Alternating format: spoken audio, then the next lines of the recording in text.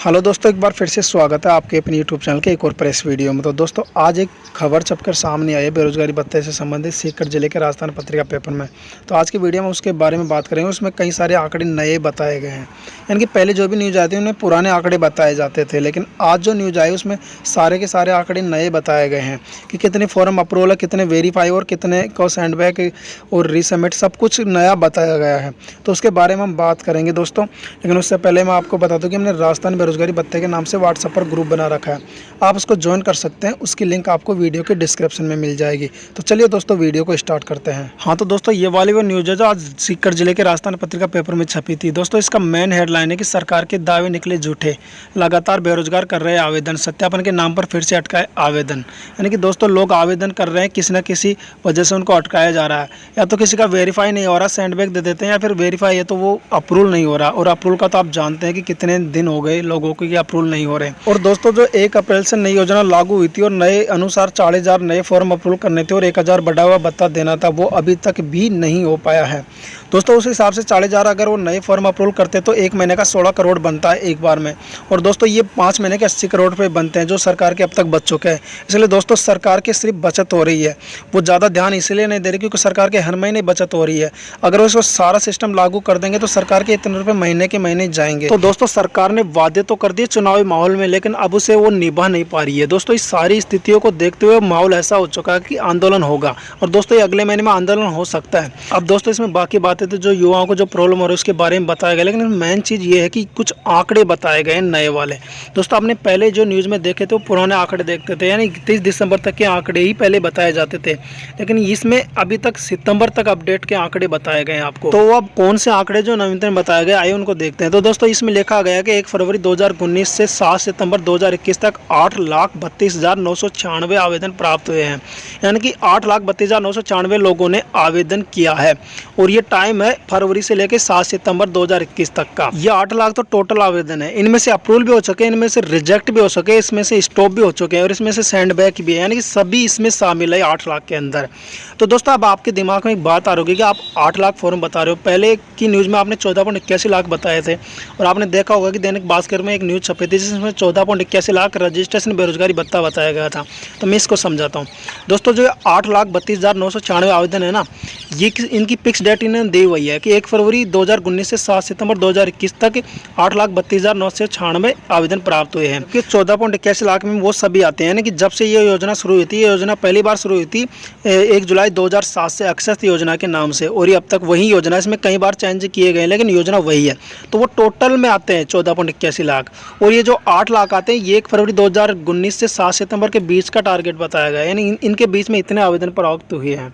तो दोस्तों ये टोटल में आ गई, ये बात क्लियर हो चुकी है आपको।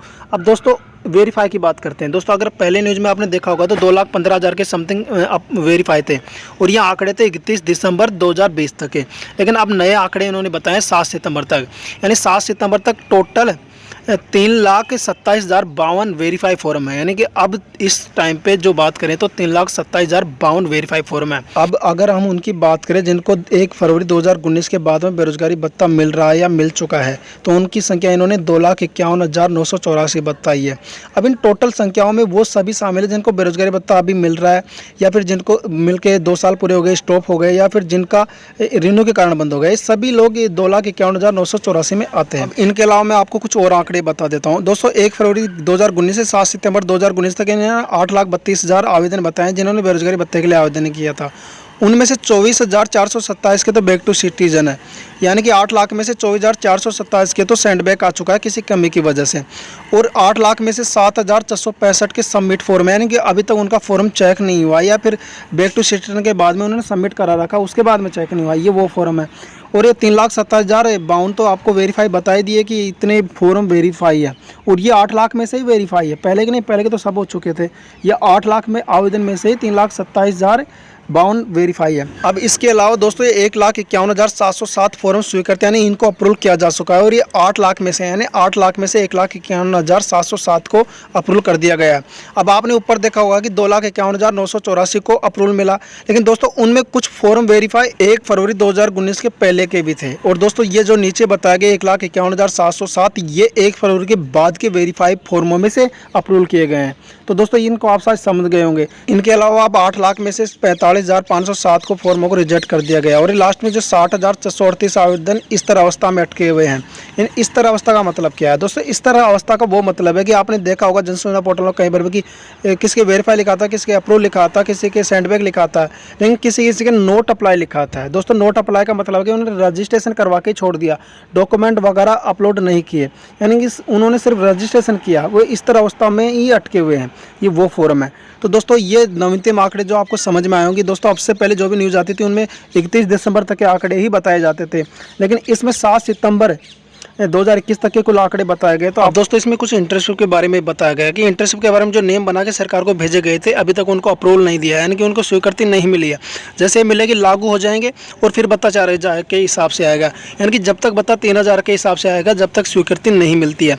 इसका मतलब ये भी साफ है कि जिनको नए अप्रूवल हुए हैं फॉर्म उनको भी 3,000 के हिसाब से अभी बत्ता मिलेगा, बाद में 4,000 के हिसाब से हो सकता है जब ये स्वीकृति मिल जाएगी। और दोस्तों ये RLDC कोर्स और ये 4 घंटे का काम के बारे में उन्होंने यह बताया कि जब स्वीकृति मिल जाएगी तो आपको जिनको बेरोजगारी भत्ता मिल रहा है उनको 4 घंटे तो काम करना पड़ेगा।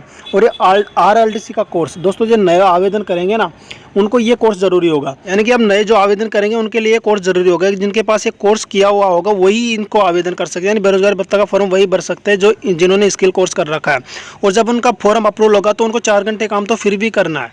तो दोस्तों इससे थोड़ा बहुत एक समझ सकते हैं जिनका फॉर्म वेरीफाई है उनको स्किल कोर्स नहीं करना पड़ेगा, 4 घंटे तो काम करना पड़ेगा लेकिन स्किल कोर्स उनको नहीं करना पड़ेगा। तो दोस्तों ये थी आज की न्यूज़, तो हमने आपको बताई। अगर वीडियो अच्छा लगा तो यार वीडियो को लाइक कर देना और चैनल पर नए होते हैं चैनल को सब्सक्राइब कर देना। तो दोस्तों मिलते हैं नेक्स्ट वीडियो में, तब तक के लिए बाय।